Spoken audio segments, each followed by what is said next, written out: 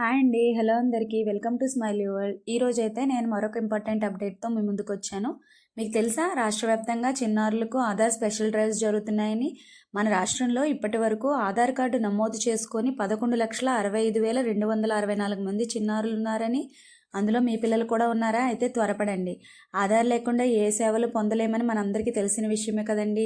కనీసం అంగన్వాడీలో జాయిన్ చేయాలన్నా, స్కూల్లో జాయిన్ చేయాలన్నా, రేషన్ కార్డులో పేరు నమోదు చేయాలన్నా ఇలా ప్రతిదానికి ఆధారే మూలాధారం. మరి అటువంటి ముఖ్యమైన ఆధార్ నమోదు మన పిల్లలకి చేయించకపోతే ఎలా అండి?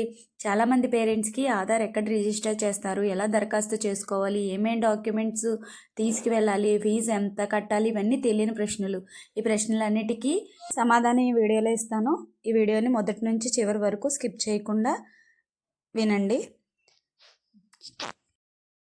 ఈ ఆధార్ క్యాంపుల వలన ఎవరికి ఉపయోగం అనేది అయితే మాట్లాడుకుందామండి. ఈ ఆధార్ క్యాంపులో ముఖ్యంగా అప్పుడే పుట్టిన పిల్లల నుంచి 6 సంవత్సరాల లోపు పుట్టిన పిల్లలకు కొత్త ఆధార్ కార్డులు నమోదు చేయడానికి అయితే అధిక ప్రాధాన్యత ఇస్తున్నారు. వీటితో పాటు ఇతర ఆధార్ సేవలు కూడా చేస్తారు. అదేవిధంగా 5 సంవత్సరాలు దాటి మరియు 15 సంవత్సరాల లోపల ఉన్న పిల్లలందరికీ కూడా తప్పనిసరిగా ఆధార్ రిజిస్ట్రేషన్ చేసుకున్న పిల్లలకి బయోమెట్రిక్ అప్డేట్ అయితే చేయించాలండి.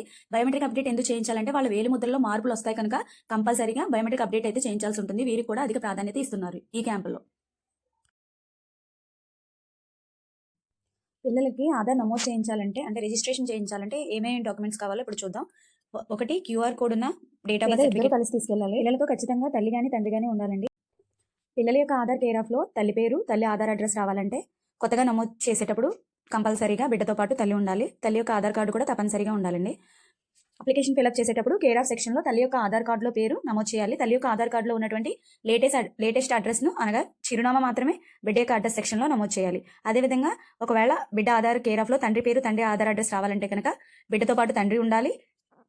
తండ్రి యొక్క ఆధార్ కార్డు కూడా తప్పనిసరిగా ఉండాలి. బిడ్డ యొక్క కేర్ ఆఫ్ సెక్షన్లో తండ్రి యొక్క ఆధార్ కార్డులో ఉన్న పేరు నమోదు చేయాలి.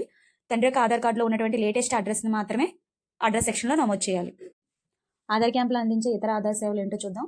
కొత్త ఆధార్ నమోదు చేస్తారు, ఆధార్కి మొబైల్ నెంబర్ లింక్ చేస్తారు, ఆధార్కి ఈమెయిల్ ఐడి లింక్ చేస్తారు, ఆధార్లో ఫోటో మార్చుకోవాలంటే కనుక ఆ మార్పు కూడా చేస్తారు, ఫింగర్ ప్రింట్స్ అప్డేట్ చేస్తారు, అదేవిధంగా ఐరిస్ అప్డేట్ చేస్తారు, పేరులో ఏమైనా మార్పు కావాలంటే అది చేస్తారు, చిరునామాలో మార్పు చేస్తారు, ఆధార్ డాక్యుమెంట్ అప్డేట్ చేస్తారు, లింగంలో మార్పు కావాలన్నా చేస్తారండి. లింగంలో మార్పు అంటే కొంతమందికి మేల్కి ఫీమేల్కి మేల్ పడ్డాయి, అటువంటివి కూడా చేంజ్ చేస్తారు. ఆధార్ ప్రింట్ కావాలంటే ప్రింట్ తీసిస్తారు.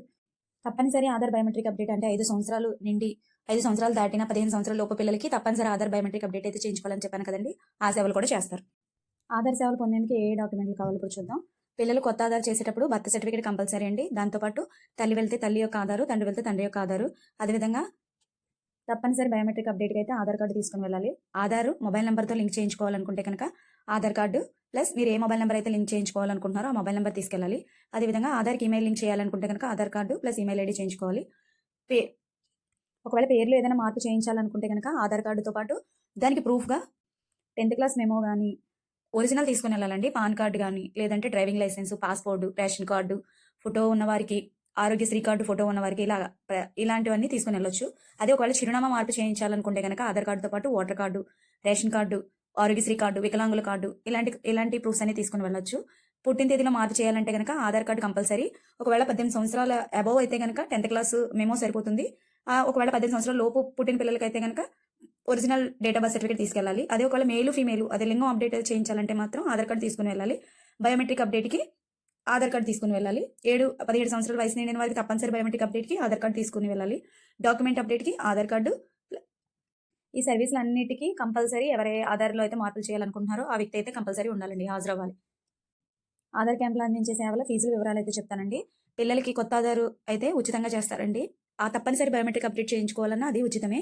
ఆధార్కి మొబైల్ నెంబర్ లింక్ అయితే మాత్రం 50 రూపాయలు అవుతుంది. ఆధార్కి ఈమెయిల్ లింక్ చేయాలన్నా 50 రూపాయలు ఛార్జ్ చేస్తారు. డాక్యుమెంట్ అప్డేట్ మాత్రం 50 రూపాయలు. పేరు మార్పు చేయించుకోవాలన్నా 50 రూపాయలు. చిరునామా మార్పుకి 50 రూపాయలు. పుట్టిన తేదీ మార్చుకోవాలన్నా 50 రూపాయలు. ఎటొచ్చి మీకు ఫోటో మార్చుకోవాలన్నా, బయోమెట్రిక్ అప్డేట్ చేయాలన్నా, ఐరిస్ అప్డేట్ చేయాలన్నా వీటన్నిటికీ కలిపి 100 రూపాయలు తీసుకుంటారు. తప్పనిసరి బయోమెట్రిక్ అప్డేట్ కూడా 100 రూపాయలు ఛార్జ్ చేస్తారు. మిగతా అన్నిటికీ కూడా మినిమం ఛార్జెస్ ఉంటాయి. 50 రూపాయలు ఛార్జ్.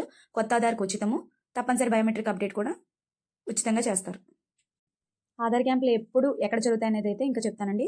2025 జనవరి 21 నుండి 24 వరకు అయితే ఆధార్ క్యాంపులు జరుగుతాయి. అదేవిధంగా మళ్ళీ జనవరి 27 నుండి 30 వరకు కూడా ఆధార్ క్యాంపులు రాష్ట్ర వ్యాప్తంగా నిర్వహిస్తున్నారు. షెడ్యూల్ అయితే ఇచ్చారు. ఈ షెడ్యూల్ ఎలా వస్తుందంటే, అంటే ఎక్కడ జరుగుతాయి అనేది ఎలా తెలుస్తుందంటే, మండల ఆఫీసర్ గారు ఎవరైతే ఉన్నారో ఎంపీడీఓ ఆఫీసర్ గారు మండలంలో ఉన్న పంచాయతీలన్నిటికీ ఒక్కొక్క డేట్ అనేది ఫిక్స్ చేస్తారండి. ఆ టైంకి ఆ డేట్కి మీ పంచాయతీకి మీ ఆధార్ ఆపరేటర్ ఉన్న డిజిటల్ అసిస్టెంట్ వారు కానీ, వార్డుల్లో అయితే వార్డ్ ఎడ్యుకేషన్ సెక్రటరీ గారు కానీ వచ్చి మీకు ఆధార్ క్యాంప్ నిర్వహిస్తారు.